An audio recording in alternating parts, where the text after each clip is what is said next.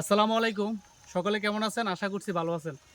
তো আমরা আজকে এই মাটিরাঙ্গা থেকে আলুডিলা পর্যটন কেন্দ্রে যাব। তো তার আগে ঝর্ণার যাওয়ার আগ মুহূর্তে যে একটা রাস্তা আছে সড়ক, এই চিকন একটা সরু, তো ওই রাস্তা দিয়ে আমরা একটু ভিতরে আসছি একটা পাহাড়ের ভিউ নেওয়ার জন্য।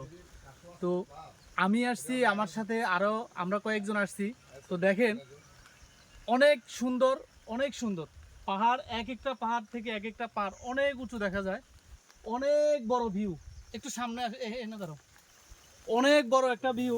পাহাড়ের উপর পাহাড় দেখেন। এখান থেকে আপনার সেই যে মাটিরাঙ্গা হইতে শুরু করে মানিকছড়ি বা আমি যত দূর দূরান্তে যতগুলো পাহাড় আছে এখান থেকে আপনি সব দেখতে পারবেন। আর এখানে পাহাড়ে আপনার হচ্ছে যে বিভিন্ন ফল ফলাদি গাছ লাগানো আছে, কলা গাছ, তারপরে হচ্ছে যে লিচু গাছ, আম গাছ সহ অন্যান্য গাছগাছালি আপনার এখানে আছে। আর এই পাহাড়ের আপনার হচ্ছে যে রূপালী আম, বিশেষ করে রূপালী আমটাই বেশি হয়।